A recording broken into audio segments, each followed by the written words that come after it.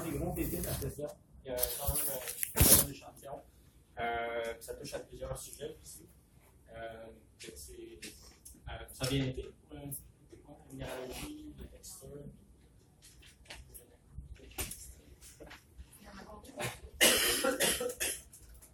Le nombre exact, je peux pas vous dire, mais c'est le même nombre de fiches pour la description. Ouais, pour la description détaillée. Mais mais qu'est-ce que les fiches en fait, c'est pour identifier la minéralogie, ça vous permet de bien observer les échantillons. Puis c'est pas de faire des échantillons dessiner des échantillons en 3 dimensions avec il y en a qui sont artistes puis ils le font automatiquement, il n'y a aucun problème. Mais l'idée c'est de montrer les relations parmi les minéraux, les textures. C'est pas de faire une œuvre d'art que vous allez mettre dans un musée. Donc, c'est un document qui peut être utilisé pour étudier un échantillon, documenter ce que vous voyez sur l'échantillon. Donc, gardez ça en tête aussi quand vous travaillez. Souvent, les minéralogies des échantillons qui sont dans les TP vont être définis dans certaines des slides. Il peut y avoir des photos avec certains des minéraux identifiés. Donc, ça peut être bon de regarder, par exemple, les photos qui sont décrites dans les diapositives. Ça peut aider. Donc, ça, cette semaine, on va continuer dans la même lignée. En fait, on va continuer un peu sur ce qu'on avait développé au dernier cours. Sur les gisements magmatiques, les gisements de fer titane, vanadium, phosphore, ils sont associés aux anorthosites.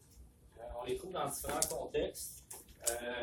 À la fois dans les complexes milités, comme le complexe de Bushnell, le complexe de Valverde, le complexe de Sécile ici au Québec. Mais aussi dans les grands massifs anorthositiques protérozoïques qui se retrouvent par exemple dans la province de Grenville. On va voir quelle différence entre les deux. On va toucher aux diamants qui se trouvent dans les kimberlites, la principale roche haute à l'échelle du globe. On trouve également des diamants dans des roches qu'on appelle les orangéites, qui est grosso modo un type de kimberlite. Les pécologues lui ont donné un nom différent. Donc les kimberlites, les orangéites, puis parfois les lamproïtes. C'est deux roches qui sont quand même relativement rares, les orangéites et les lamproïtes. On va surtout se concentrer sur les kimberlites. Puis on va s'attarder aussi aux métaux rares. Que ce soit niobium, tantal et tacor, qu'on trouve entre autres dans les carbonatites. Donc, on va voir la terminologie qui s'applique à ces différents jeux-là, comment ils se forment également, comment on peut les reconnaître aussi dans la nature. Donc, c'est la classification qu'on va voir aujourd'hui. J'ai mentionné qu'on peut trouver des gisements de fer titane, vanadium, phosphore, à la fois dans les complexes milités. On va voir pourquoi, comment en fait le fer et titane se concentrent, surtout dans la partie supérieure des complexes milités. Donc, ça va être essentiellement des gisements de magnétite titanifère qui vont contenir, donc les magnétites qui vont contenir un peu de vanadium, qui peuvent être associés aussi à des fortes concentrations d'apatite. D'où une composante de phosphore qui est exploitée dans ces équipements-là. Ensuite, on va introduire les massifs anorthositiques. Donc, c'est des grands massifs de roches qui peuvent faire plusieurs centaines de kilomètres carrés. Puis qui présentent des concentrations soit de magnétite titanifère ou d'émo-illuminite, souvent en texture massive. Encore une fois, avec fer titane, vanadium, phosphore dans ces gisements-là. Et on va terminer enfin avec les roches diamantifères, puis les carbonatites à métaux. La photo qui est ici, c'est évidemment une labradorite qui est associée, une anorthosite à labradorite, qui est associée au méga gisement de fer titane du lac Tio, qui se trouve juste au nord de Saint-Pierre. C'est un des plus gros gisement de titane pratiquement de la planète, qu'on retrouve ici au Québec, qui est exploité quand même depuis plusieurs années. Donc, c'est ce qu'on va voir aujourd'hui. On va commencer d'abord avec les gisements de titane. Essentiellement, est-ce que vous savez à quoi ça sert le titane? Comment? Le stainless steel. Le stainless steel, c'est vraiment un nickel. Il y a tout un peu de titane dedans. Oui, c'est pour faire des alliages. Je pense des alliages médicaux. Ouais. Sinon pour la peinture blanche. Ouais. Ouais, ben t'as raison. Ma blonde, elle a eu une opération au dos, elle a eu une sige de titane. Puis sinon, les hanches, les produits orthopédiques là, qui sont faits avec le titane, les alliages titanés. Puis comme tu dis, la peinture, tout ce qui est blanc contient du pigment de titane. La peinture qui est ici, tout ce qui est blanc pratiquement contient du titane à l'intérieur. Si vous grattez un cristal de rutile, souvent ça va faire un peu de blancheur. C'est l'oxyde de titane qui donne la patine blanche là, à tout ce qu'on voit. Puis ça a l'air qu'il y en a même dans les Oreos. Mais ce qu'on m'a dit, je ne sais pas si c'est vrai, je n'ai pas vu la liste. Détailler les ingrédients, des colorants qu'on met dans le Oreo, mais Pierre Lacoste m'a dit qu'il y avait du titane dedans, qu'il y avait des pions dans la donc, le titane provient de deux principales sources à la surface du globe. Les gisements magmatiques, qu'on va voir aujourd'hui, qui vont couvrir l'essentiel de la production qui provient des roches en tant que telles. On trouve du titane en concentration élevée aussi dans certaines roches, comme les éclogites, certaines roches ultramafiques, d'autres roches un peu spéciales. Là. Mais essentiellement, l'ilménite, la magnétite titanifère sont essentiellement liées à partir de gisements magmatiques qu'on trouve dans des roches anorthomycites. Le deuxième type de gisement assez commun est d'origine sédimentaire. Donc, essentiellement, c'est des placères ou des paléoplacères, essentiellement des placères, qui proviennent de l'érosion de roches magmatiques ou métamorphiques qui contiennent une préconcentration de titane, mais par des processus d'érosion, de concentration sédimentaire dans les placeurs marins, donc dans les plages marines ou dans certains réseaux fluviatiles, là, on peut concentrer le titane sous forme de minéraux lourds. Donc, ça va être les deux principales sources. Les deux principales sources liées, on les retrouve dans 2-3 grands gisements, un en Chine, un en Norvège et un au Québec. Puis les gisements sédimentaires des critiques, on les retrouve en Australie, en l'ouest de l'Australie, en Afrique du Sud également. Donc, c'est la répartition, disons, globale, grosso modo, du titane sur la planète. Les principaux minéraux qu'on va retrouver, en grande partie, ça va être essentiellement de l'ilménite qui va être miné, surtout dans les gisements magmatiques. Mais on retrouve aussi d'autres minéraux, l'ilménite, le rutile surtout, qui vont être minés pour le titane. Donc, toute une foule d'autres minéraux, les tropolymorphes de PiO2, brochite, anatase et rutile. Ilménite, perovskite, c'est assez particulier comme minéral, c'est très peu commun.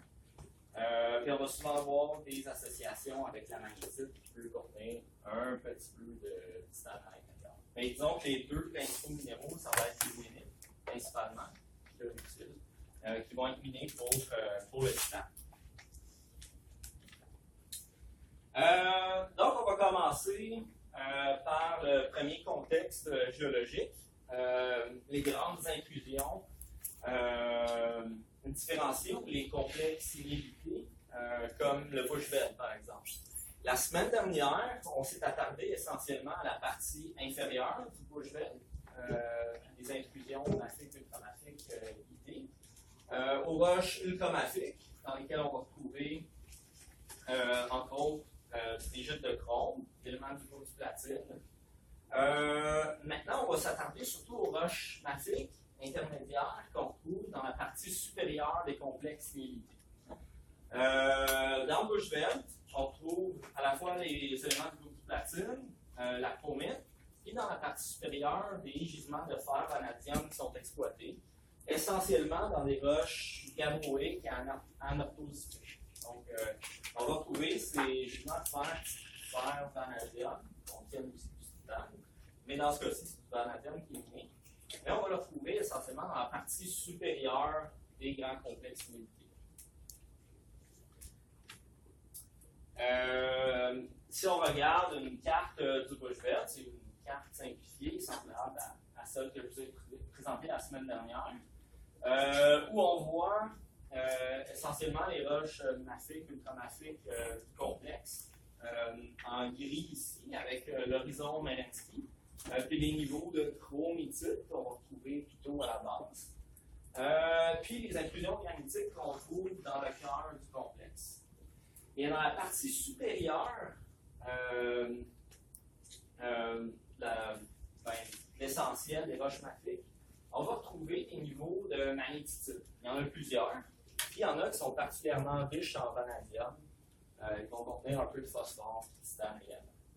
Donc, on retrouve essentiellement ces niveaux de magnétite-là dans la partie supérieure de la stratigraphie du Bushveld, dans ce qu'on appelle la upper zone, qui est marquée par un niveau de magnétite, l'apparition des premiers niveaux de magnétite dans la stratigraphie du Bushveld. Donc, c'est la géologie détaillée qu'on a vue la semaine dernière, ici, où on retrouve les roches mafiques, ultramafiques à la base, l'horizon Melinsky, où on retrouve le chrome et les éléments du dodiplaside. Donc, encore une fois, cette semaine, on va regarder la partie supérieure, la upper zone, avec ce qu'on appelle le main magnetite layer, qui est le premier horizon de magnétite qu'on retrouve dans la partie supérieure du Bushveld. Donc, où on retrouve les gisements de fer titane avec le vanadium. Donc, si on regarde ici, je détaillé, c'est essentiellement des ferro-gabbros. Donc, des gabbros ou des diorites qui vont contenir des niveaux de magnétite. Donc, ferro-gabbros qui sont particulièrement riches en fer, qui va être présent sous forme de magnétite. Quand on regarde, ça c'est un diagramme qui vient d'un livre de pétrologie qui s'applique au complexe de Bushveld également. Ce qui se produit en fait dans la partie inférieure des complexes miniers différenciés, on va retrouver la chromite, qui va être le principal oxyde qui va cristalliser dans la partie inférieure. La magnétite, elle, apparaît dans la partie supérieure du gisement. Il y a d'autres phénomènes aussi qui vont se produire conjointement avec cette différenciation-là. Les plagioclases vont devenir de plus en plus cycliques. Donc, on va partir avec une anorthite, un plagioclase qui est plutôt calcique dans les zones les moins différenciées. Puis dans les parties les plus différenciées, on va avoir, par exemple, le lidioclase, les plagioclases, toujours calciques, mais qui vont être moins riches en calcium en général. L'olivine va devenir de plus en plus riche en fer par rapport au magnésium. Les pyroxènes vont devenir de moins en moins calciques. Puis, en fait, essentiellement, on va avoir l'apparition du principal oxyde de fer sous forme de magnétite dans la partie supérieure des complexes.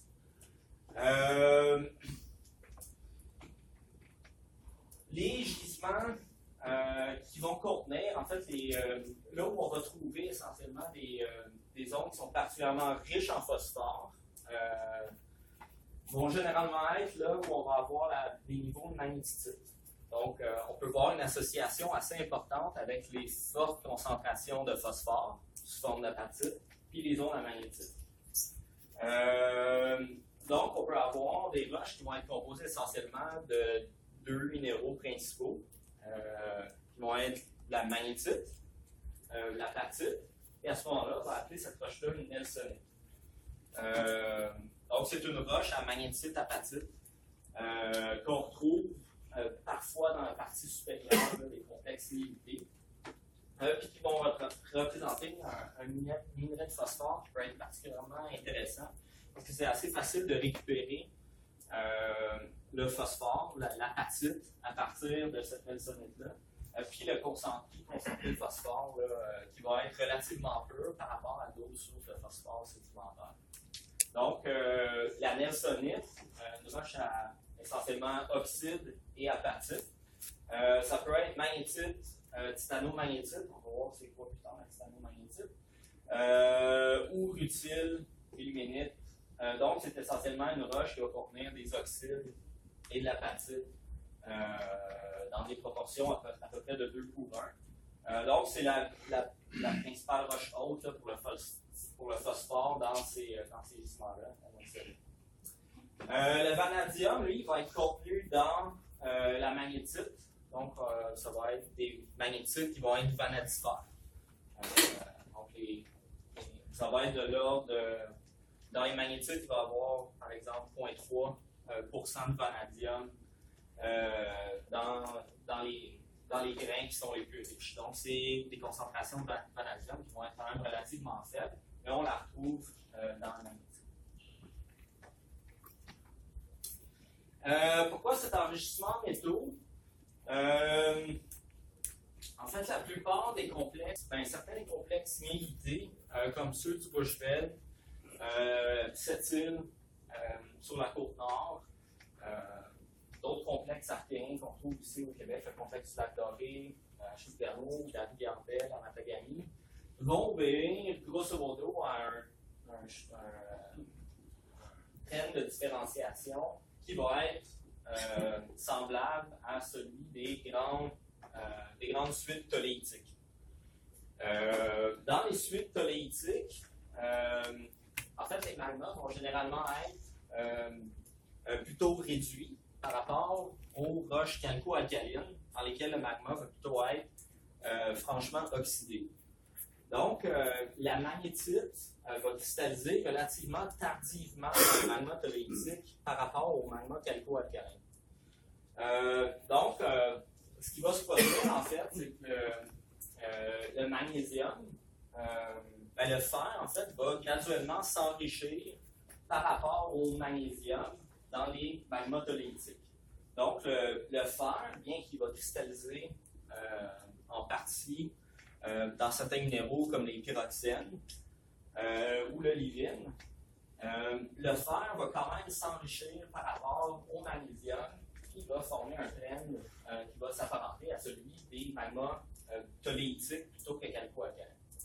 Donc, l'oxyde de fer principal, la magnétite, va cristalliser relativement tardivement dans les magmas toléitiques par rapport au calco-alcalin.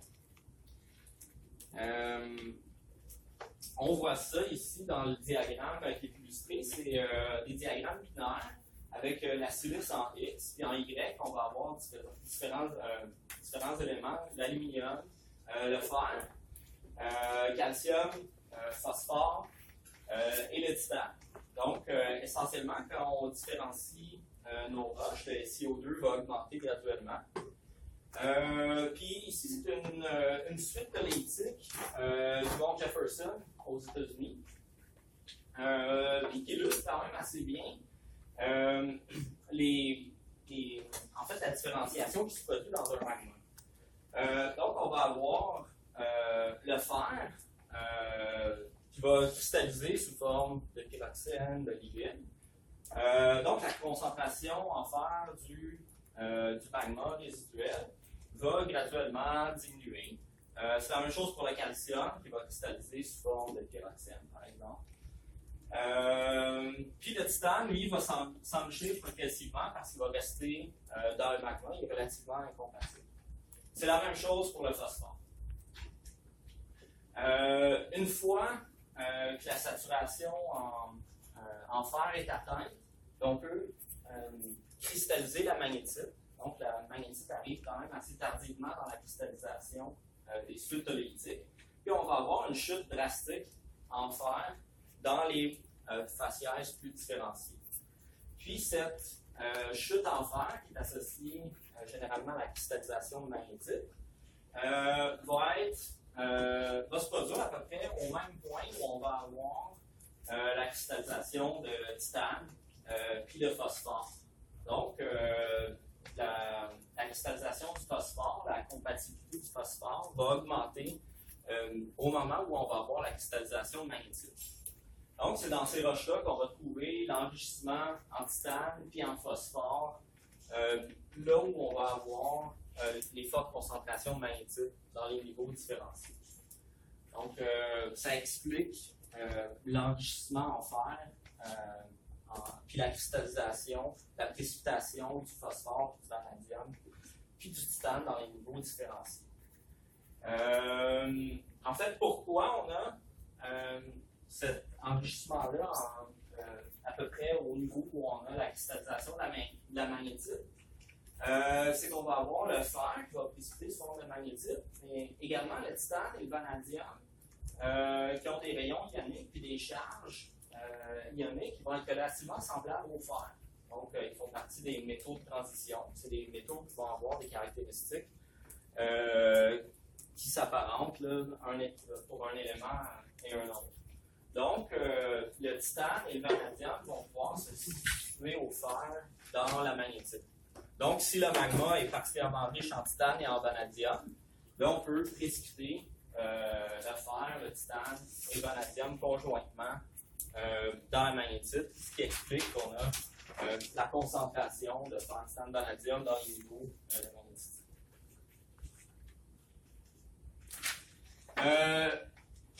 Ici, en fait, c'est un diagramme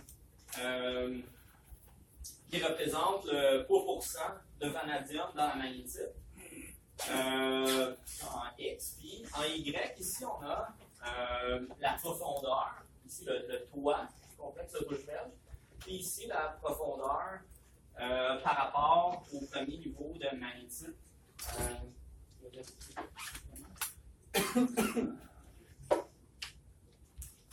C'est par rapport à un des niveaux de magnétite dans le Bushveld.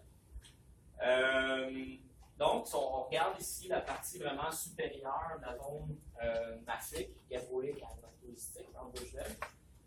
Puis on se rend compte, en fait, que dans les premiers niveaux, ceux qui sont inférieurs, c'est là qu'on va avoir les plus fortes concentrations de vanadium. Donc, quand on monte vers la surface, le vanadium diminue progressivement.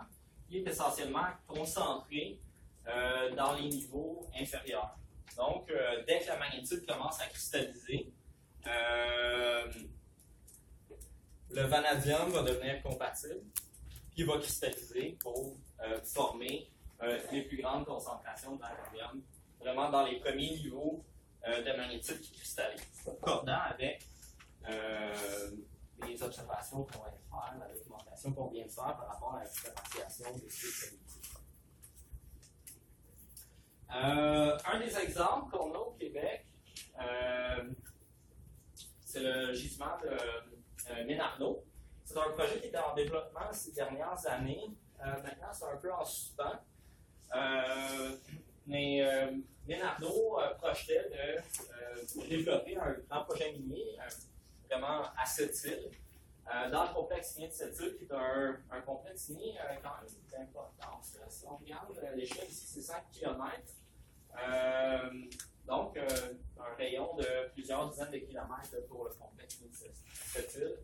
C'est un complexe minier de 564 millions d'années, qui est daté en uranium plomb sur les faciès féliciques. Donc, 564 millions d'années, qu'est-ce qui se passe à peu près à cette époque-là? On est au néo-protérozoïque. C'est l'éclatement de Rodinia, la formation de l'océan Iapetus. Donc, il y a plusieurs intrusions mafiques dans la région, soit du bas du fleuve. On en voit autour de Montréal également. C'est généralement seulement des dikes mafiques, mais dans certains cas, ici à Sept-Îles en particulier, c'est une grande intrusion différenciée néo-protérozoïque, qui est associée à la fragmentation du supercontinent rhodinien. Donc, on retrouve les faciès mafiques, essentiellement mafiques et pyroxénitiques. Puis les zones qui sont minées sont essentiellement des nelsonites. Donc, des roches à fer titane sous forme de magnétite et apatite.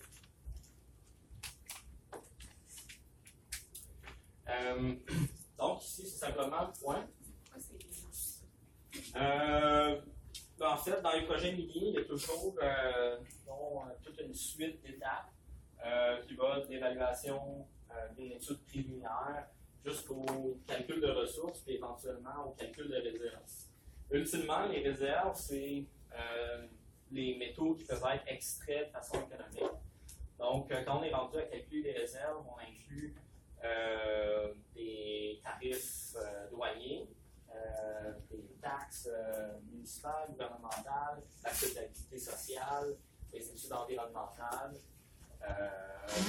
Donc, toute une étape à franchir, plusieurs étapes à franchir avant vraiment d'arriver au développement minier.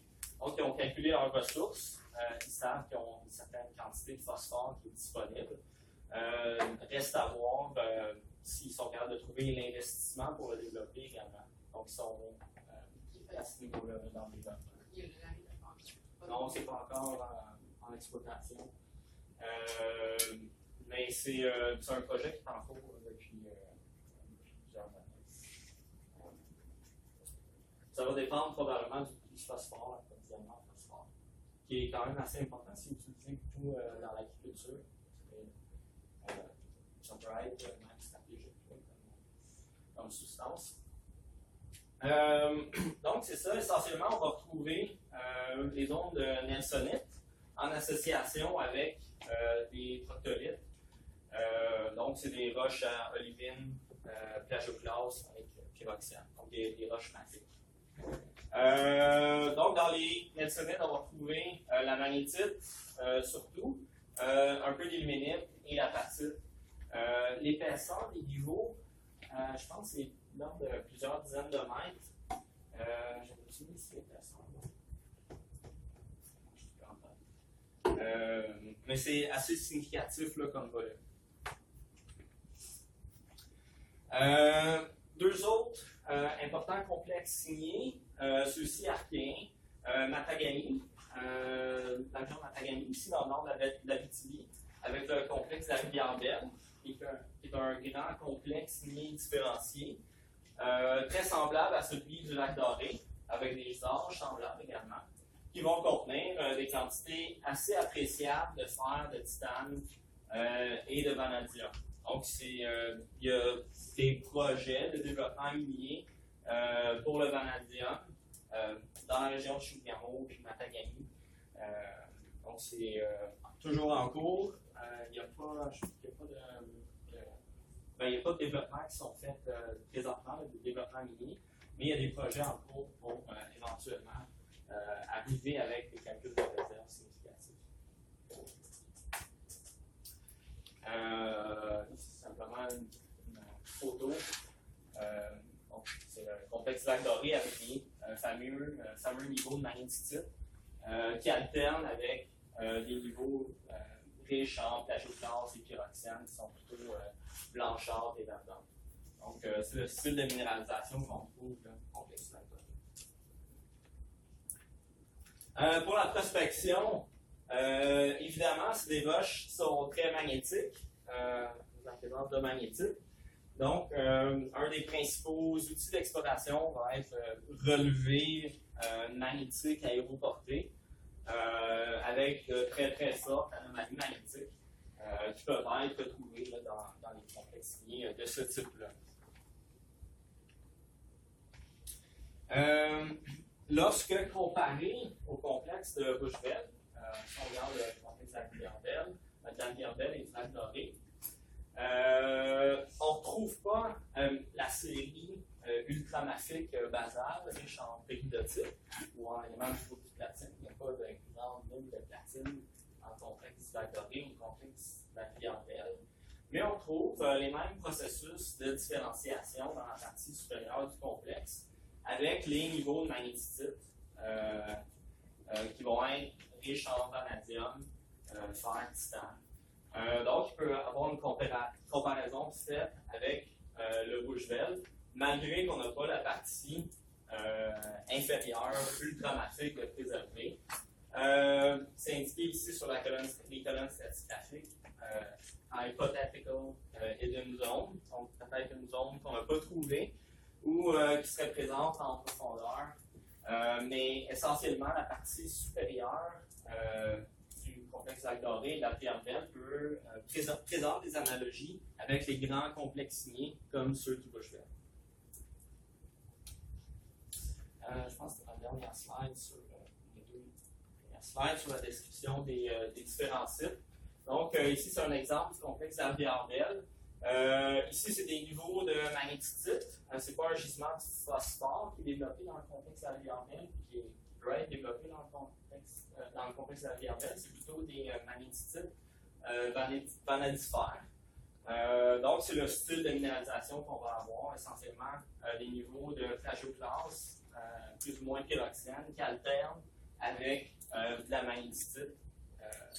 Donc, c'est un minerai relativement simple à décrire et à caractériser.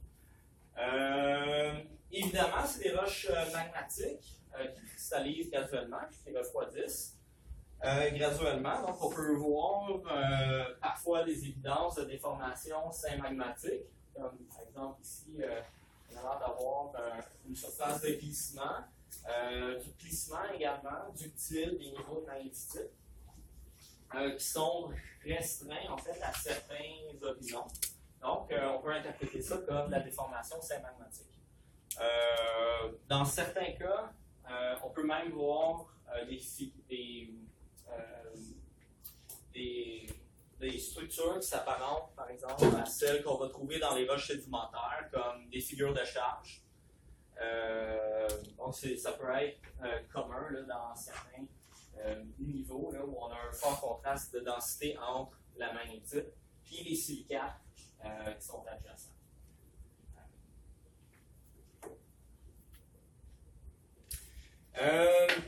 Donc, pour former des niveaux hyper riches en fer, oui, on peut différencier les roches jusqu'à un certain point, mais il y a différents modèles qui ont été proposés pour la formation des magnétitites puis des nelsonites également.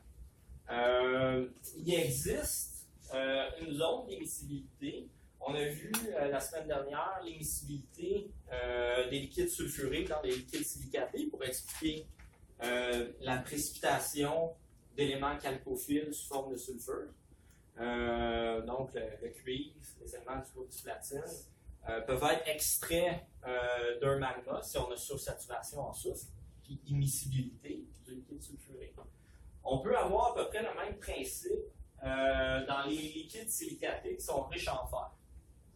Donc, si on différencie, on refroidit un liquide silicaté riche en fer, on peut avoir une zone d'immiscibilité qui va exister puis qui va permettre la séparation du liquide riche en fer, du liquide silicaté riche en fer, en un liquide qui est particulièrement riche en silice, puis un autre qui est particulièrement riche en fer. SiO2, Fa, c'est fayalite, c'est de l'hydrine ferrifère. Donc, on peut avoir deux liquides qui vont être séparés, se séparer d'un liquide riche en fer. La zone d'émissibilité est indiquée ici, donc c'est simplement un diagramme qui illustre la zone d'émissibilité et la séparation d'un liquide en deux liquides, un qui est riche en fer puis l'autre qui est riche en silice. Donc, si on a séparation d'un liquide riche en fer, le liquide riche en fer va pouvoir lui aussi se différencier progressivement. Puis, c'est une source éventuellement intéressante justement pour former des niveaux de magnétitude. Donc, si on différencie davantage le liquide riche en fer, on peut imaginer que dans cette roche-là, dans ce liquide-là, on va pouvoir extraire une très grande quantité de fer pour former des niveaux très importants de magnétite. Donc, c'est un modèle qui a été proposé pour expliquer la présence puis l'importance de ces lits de magnétite massives dans les parties supérieures des complexes. Donc, éventuellement, si on a une cristallisation fractionnée, on va accumuler la magnétite de la chambre magmatique au bas des lits qui sont en train de se former. La magnétite étant plus dense que les silicates. Les silicates puis le magma interstitiel, eux, vont être graduellement expulsés. Donc, on va avoir des niveaux les plus massifs à la base, évidemment, où on va avoir la magnétite, la nelsonite, puis les roches silicatées qui vont contenir un peu de magnétite, plutôt au sommet des horizons là, en magnétite. Donc, c'est des modèles qui ont été proposés pour expliquer la formation des niveaux nelsonites en complexité.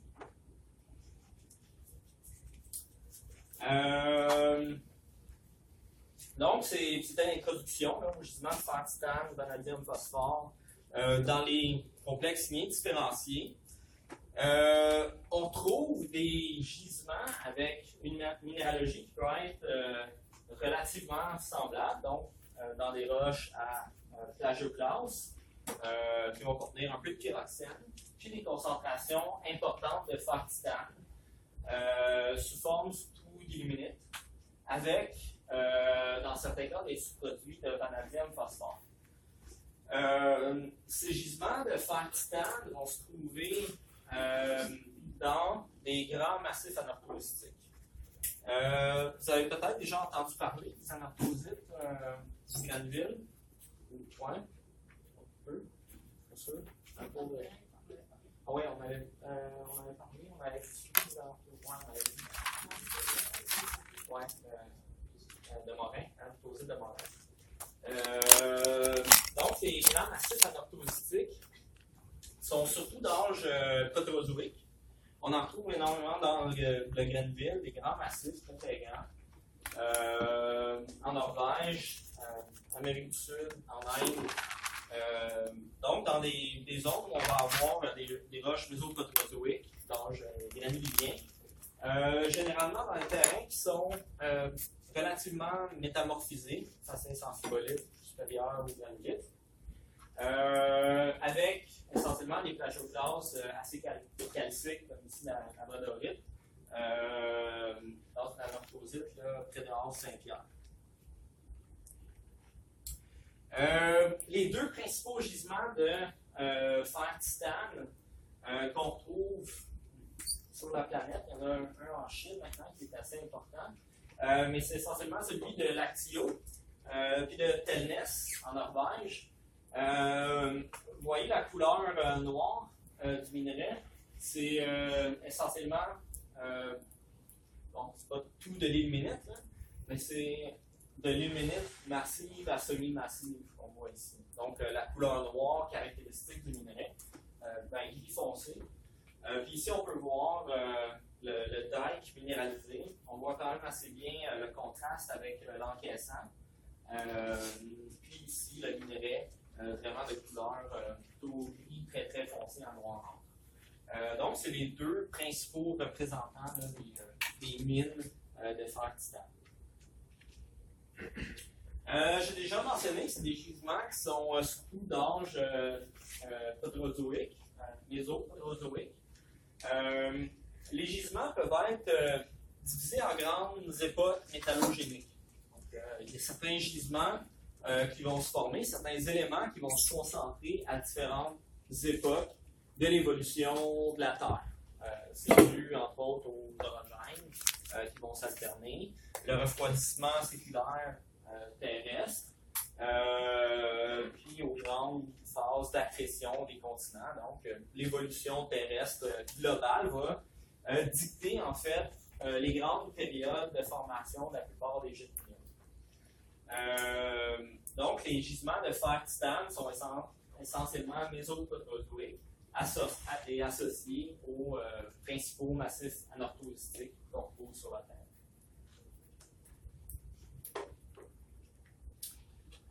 Ici, c'est juste une slide avec quelques exemples.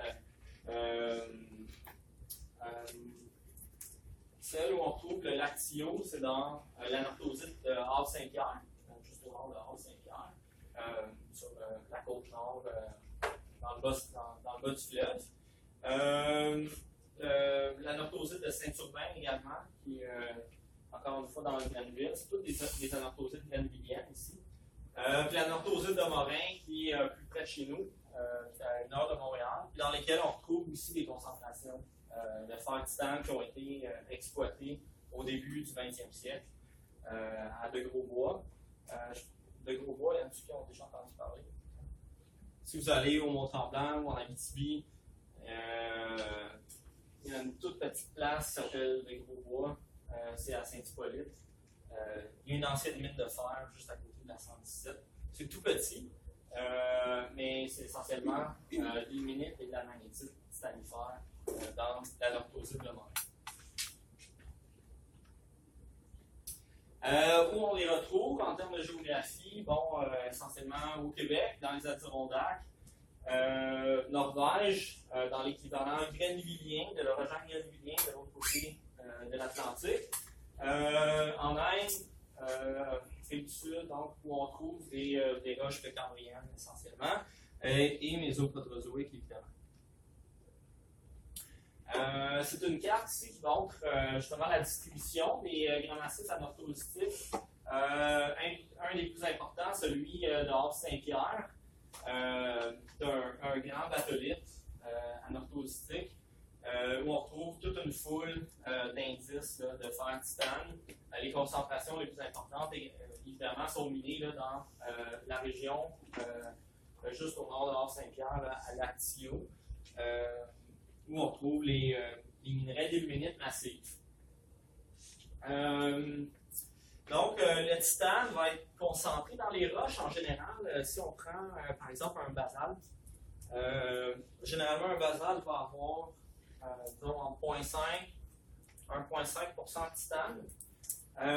Dans le minerai de l'actio, c'est essentiellement de l'ilménite semi-massive à massive, on va avoir plus de 30% de titane à l'intérieur. Ce qui est un minerai quand même intéressant en termes de teneur. Donc ici, on voit le tonnage de 100 millions de tonnes, donc un tonnage quand même assez important. Mais ça en fait celui de l'actio, un des plus grands gisements, plus riches sur la planète. Ces gisements de titane dans les anorthosites peuvent être divisés aussi en deux grandes classes selon leur minéralogie. Habituellement, on va avoir soit de l'hémoilménite. On va voir c'est quoi l'hémoilménite, mais c'est essentiellement un mélange, c'est un minéral qui est un mélange d'hématite puis d'ilménite. Vous allez voir pourquoi. Avec des quantités mineures de magnétite, d'apatite. Dans l'autre grande classe, on va avoir des gisements de titanomagnétite. Donc, c'est une magnétite titanifère. Donc, on va avoir soit hémoilménite, ou magnétite titanifère, la titanomagnétite. C'est les deux principaux minéraux ou classes de gisements, là, si on les sépare en termes de minéralogie. Les roches plutôt secondaires, là, on va avoir un peu de nelsonite aussi là, dans les grands massifs anorthositiques. Donc des roches à apatite et oxyde, on en retrouve un petit peu quand même dans les anorthosites. Donc on peut les classifier aussi en termes de géométrie. Bon, on va avoir des géométries variées. Si on prend celui du lactio, par exemple, ici c'est un gisement, il y a une échelle 100 mètres. Donc la petite barre qui est ici, c'est une centaine de mètres. Essentiellement, tout ça ici, c'est de l'ilménite semi-massive à massive avec une certaine portion disséminée. Donc, c'est un gisement qui est assez important, qui a une forme massive, généralement discordante. Mais il y a certains gisements ou certaines concentrations qui vont avoir plutôt des géométries stratiformes, tabulaires, lenticulaires, donc des géométries quand même assez variées qui vont être influencées entre autres par les roches hautes puis le mode de formation également. Donc la géométrie peut être quand même assez variable. Donc, on va avoir des géométries comme celle-ci. C'est un exemple ici dans le secteur de Manicouagan, où on voit des niveaux de magnétite. Ici, c'est la magnétite titanifère qui alterne avec de la northosite, donc des faciès franchement stratiformes, ou des dikes ici, donc des formes plutôt discordantes.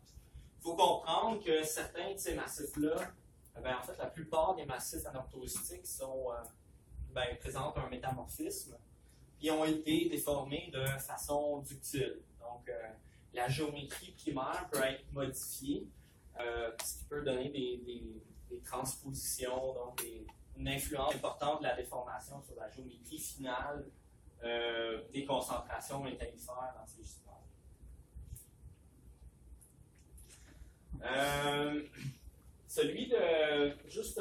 Ici un regard sur celui de la région de Telness.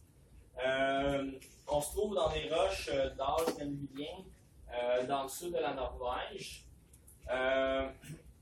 Si on regarde ici les principales lithologies, le gris moyen, c'est une anorthosite, type massif anorthosite. Puis les autres lithologies principales, on va avoir en vert ici, si on regarde la légende, une lyotunite. Je ne sais pas si vous avez déjà entendu le terme de lyotunite avant. Je n'avais jamais entendu non plus avant de faire le cours de gisement métallifère. On va voir si c'est un type de granitoïde particulier. Si vous regardez comme il faut, le gisement qui fait plus de 2 km d'étendue est encaissé essentiellement dans la lyotunite. Il y a une forme assez tabulaire, c'est une apophyse de lyotunite à l'intérieur de l'anorthosite. Donc, on voit une association assez claire entre le gisement de titane de Telness et la présence de ce dike de lyotunite.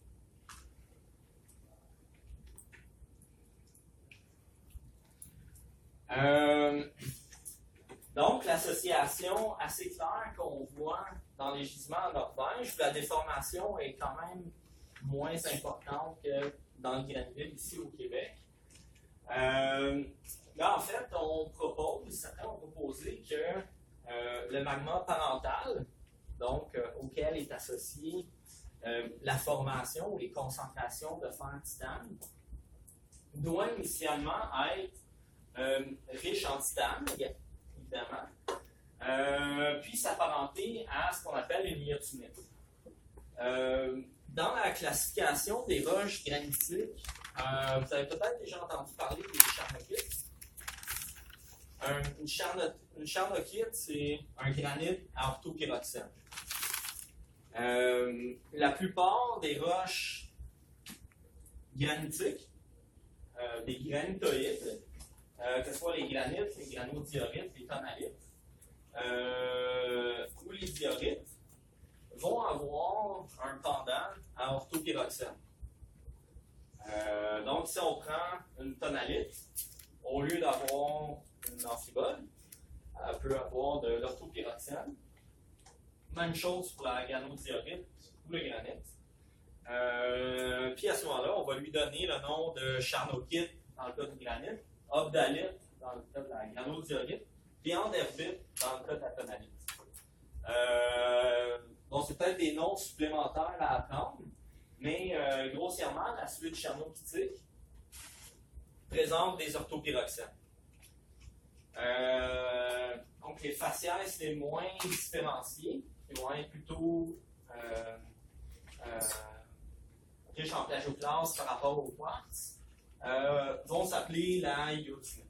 Donc, c'est essentiellement une mosodiorite, une diorite ou une mosodiorite, qui va souvent contenir un peu de quartz, de la magnétite. C'est ce qu'on va qualifier de lyotunite. C'est une roche assez particulière. Vous avez peut-être vu ces roches-là quand même dans le cours d'introduction en pétrologie. C'est assez commun dans le nord du Québec, dans les terrains métamorphiques. C'est essentiellement des granitoïdes déshydratés. Donc, au lieu d'avoir, ils peuvent avoir un peu de biotype, mais généralement, au lieu de l'amphibole et de la biotype, on va plutôt avoir l'orthopyroxène, comme silicate, comme phase mafique, silicate mafique dans ces roches-là.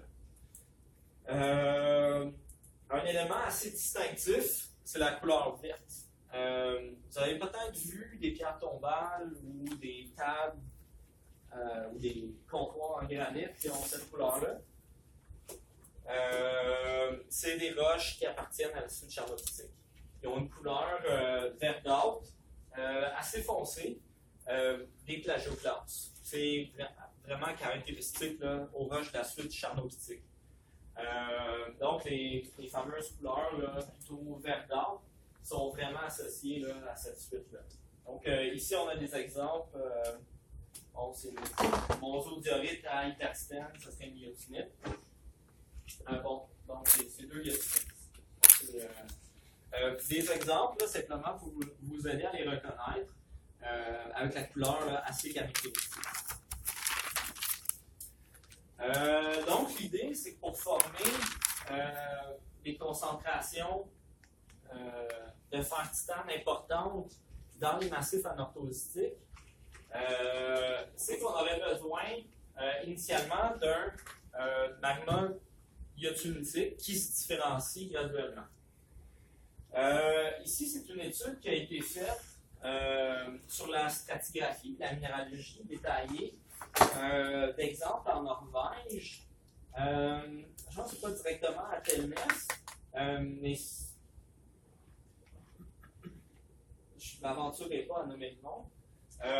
Mais c'est essentiellement une suite iotinitique qui contient des minéralogies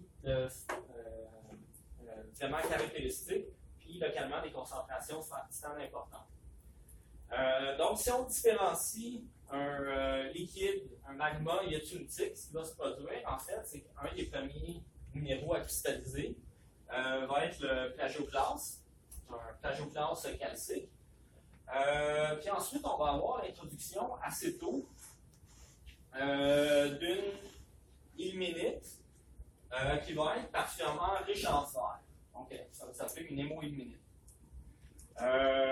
Donc, on va retrouver l'ilménite tout le long de la stratigraphie. Mais à un certain point, en fait, on va introduire la magnétite dans la séquence de cristallisation, à la fois la magnétite et l'apatite. Donc, on va passer de roches qui vont contenir essentiellement de l'ilménite dans les faciès les plus précoces. Ça va être un des premiers minéraux à cristalliser. Puis ensuite, on va avoir une ilménite qui va être de plus en plus riche en titane quand la magnétite va apparaître.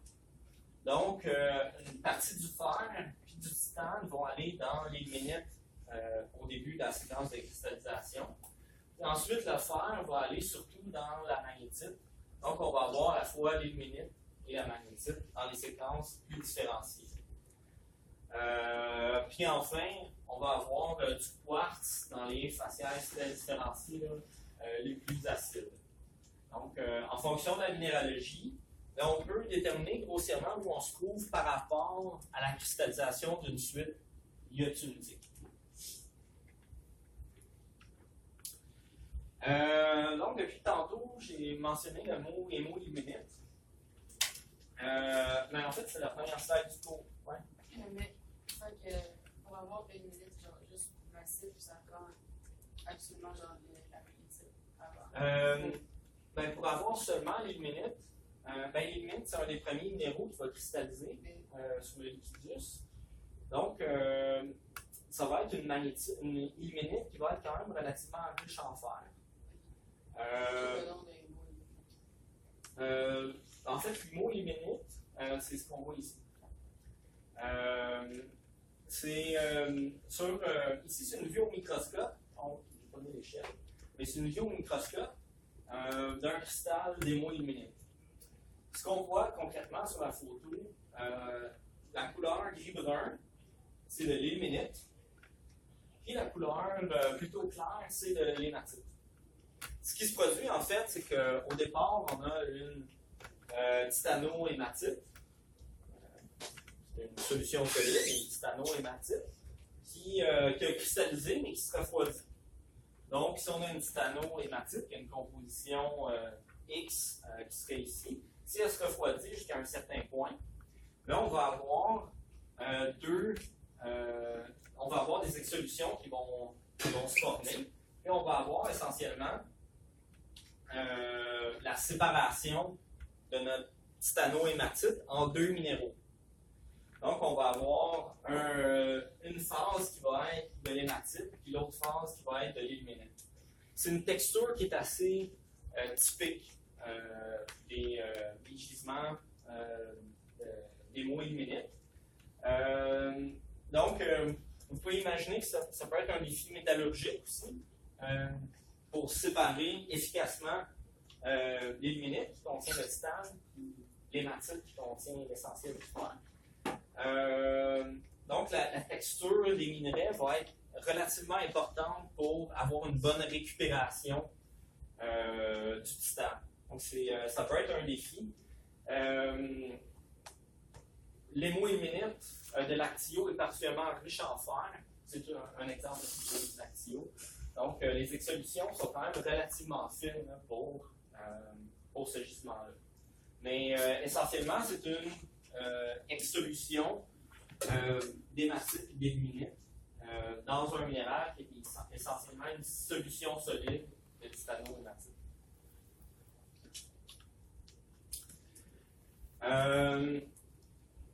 C'est un diagramme triangulaire. On a rutile. Ici, essentiellement, c'est le fer réduit puis le fer oxydé. C'est simplement un diagramme qui illustre les variations minéralogiques puis les différents pôles minéralogiques qu'on voit entre autres dans les hémo-ilménites. Donc, une phase où on a du fer oxydé, puis une phase où on a le fer réduit et le titane sous forme d'ilménite. Donc, on a la solution solide d'hémo-ilménite, de titano-hématite, qui peut se séparer en ilménite et en hématite. Mais on a le même principe qui s'applique également pour une magnétite titanifère. Je ne vais pas parler dans votre slide, mais pour une magnétite qui cristallise à haute température et qui refroidit graduellement, on peut avoir une séparation en une phase qu'on appelle en magnétite. Et on peut avoir des exsolutions d'un spinel de fer titane qu'on appelle l'ulvospinel. Un autre nom un peu particulier. Mais on va avoir le même genre, la texture ne sera pas identique, mais c'est le même principe qui s'applique. On va avoir du fer plutôt oxydé dans la magnétite, puis du fer réduit et un peu de titane dans l'ulvospinel. C'est simplement la minéralogie qui va varier légèrement, mais c'est le même principe là, qui peut s'appliquer. Je n'ai pas mis de photo ici de l'ulvospinel, mais l'ulvospinel, c'est noirâtre, vert, très très foncé. Donc c'est un minéral pas si commun en fait dans les roches, mais dans les anorthosites, en titane, c'est relativement commun.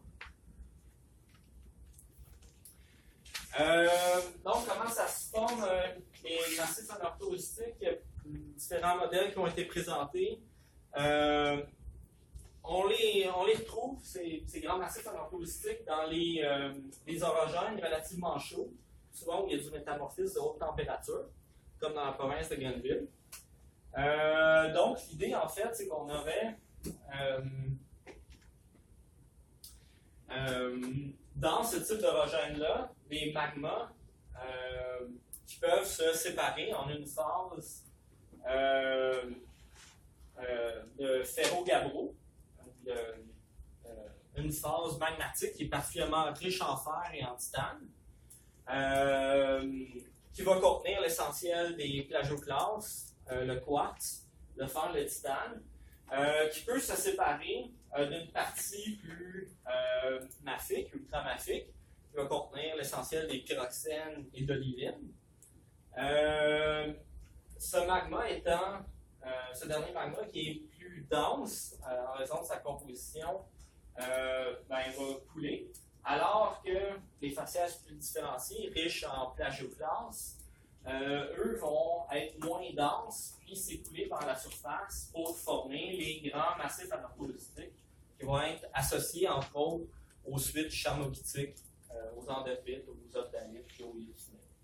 Donc, c'est un modèle qui avait été proposé fin 90, début 2000 pour expliquer la formation des anarcholeucites dans l'orogène granulier.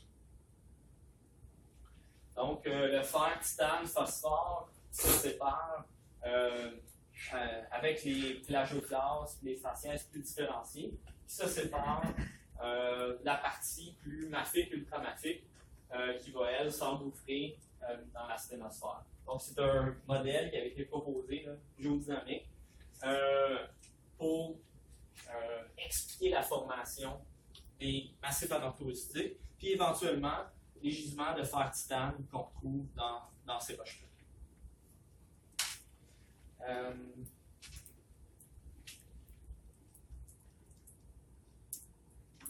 On va juste faire les processus de concentration.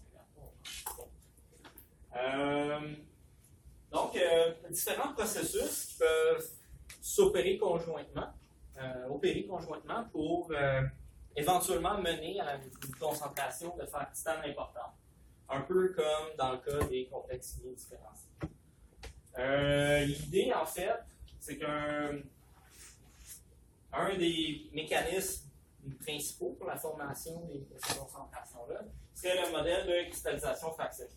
Donc, on a un magma qui se différencie, puis on va fractionner des cristaux, dont les cristaux les plus denses, l'ilménite, puis la magnétite, qui peuvent s'accumuler, alors que les plagioclastes, eux, vont plutôt flotter à l'intérieur du magma, et ces cristaux de plagioclastes peuvent éventuellement être entraînés également par le flux magmatique.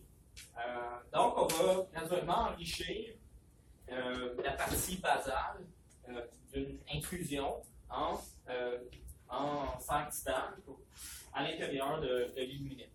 Donc, c'est un mécanisme là, qui sans doute joue un rôle important, la cristallisation fractionnée. Encore une fois, il y a l'immiscibilité.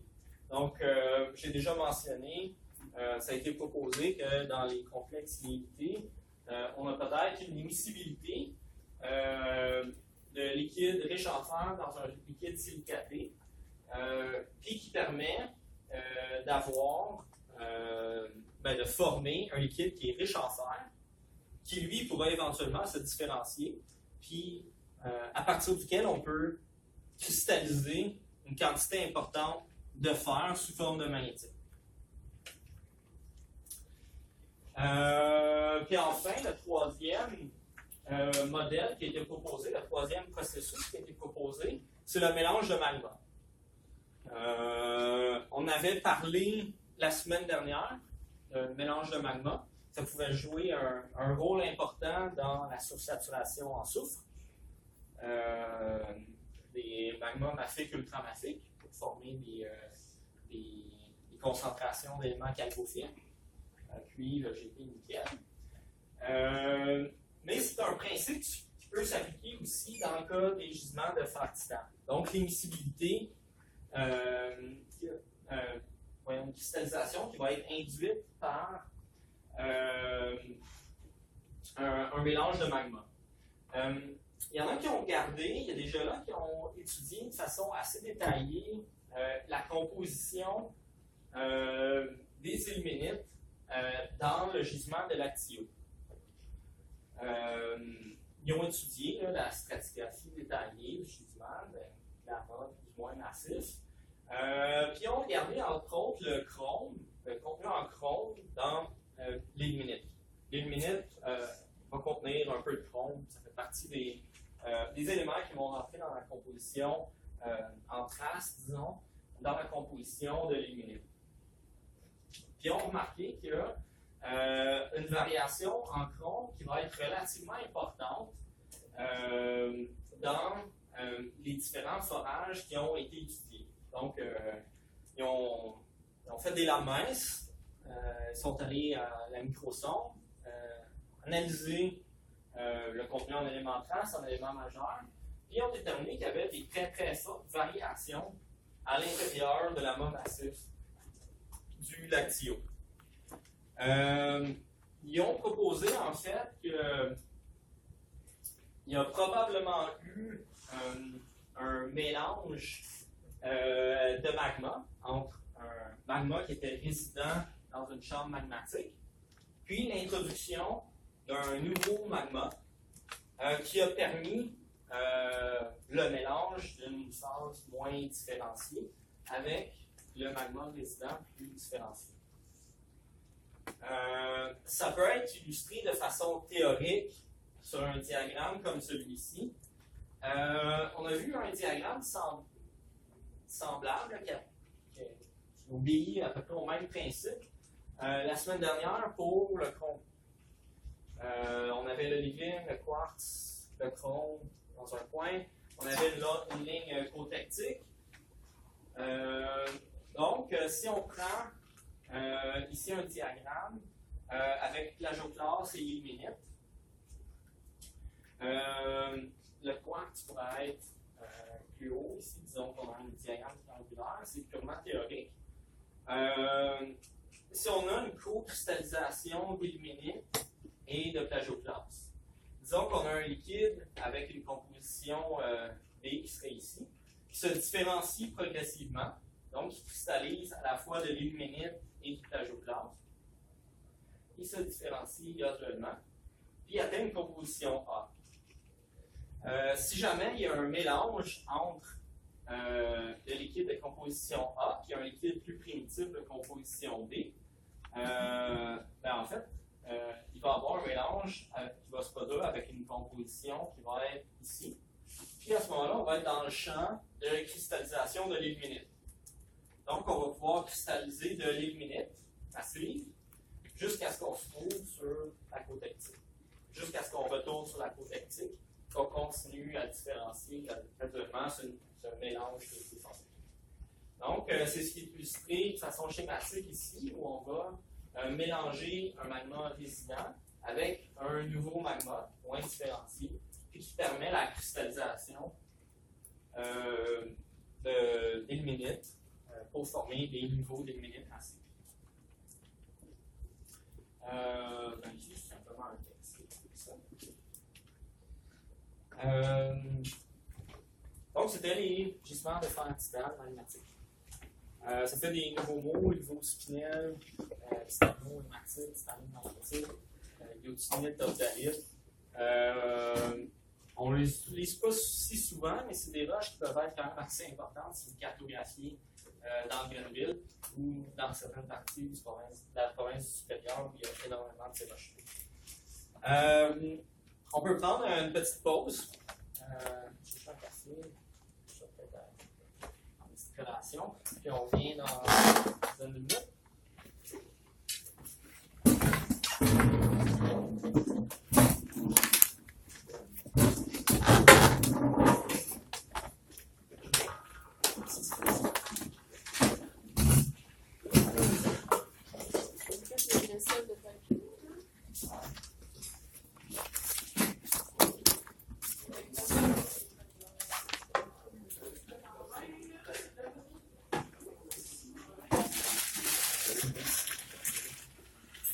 Ça de moi?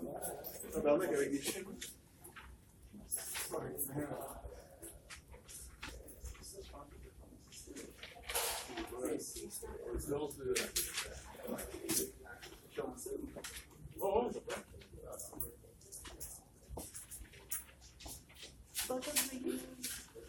Hein?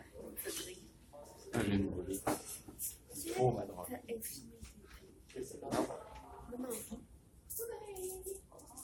Je vois si l'avance est infini. Ben, pas d'énoncer.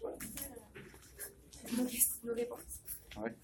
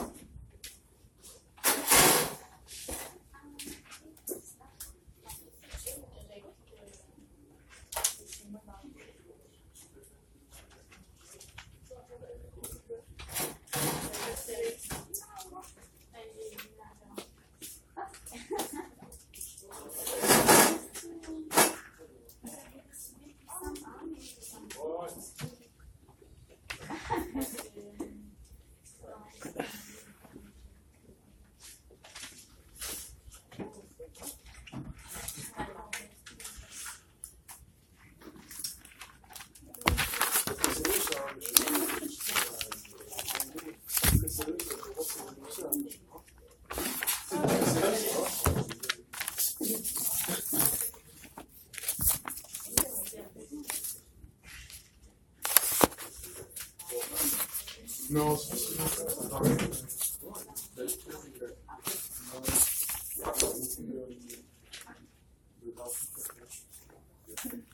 On a vu.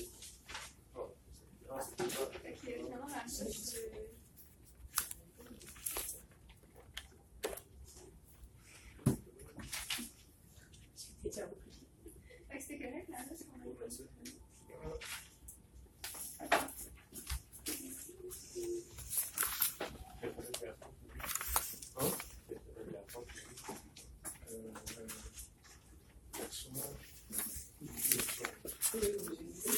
J'imagine. Ouais, c'est ça. J'ai regardé. J'ai essayé de regarder ça.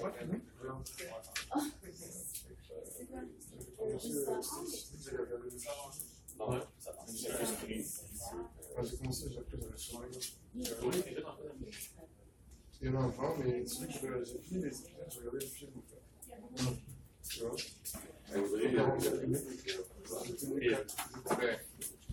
Et un les épisodes que je regarde sont plus par rapport aux épisodes,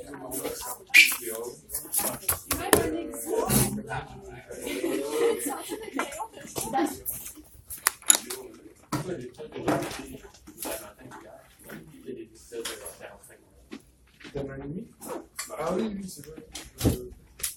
Non, parce qu'en fait, le site où je regarde, ils ont décidé de compresser donc des épisodes ensemble. Ah. Là, j'ai fini mon organisation, c'est des faits de l'hôtel. Bon, on va je me suis dit, genre, je sais pas, c'est temps pour regarder les films. Le matin, pour voir le fait de regarder le film. J'ai décidé de commencer à aller sauter directement en fait au Hollywood.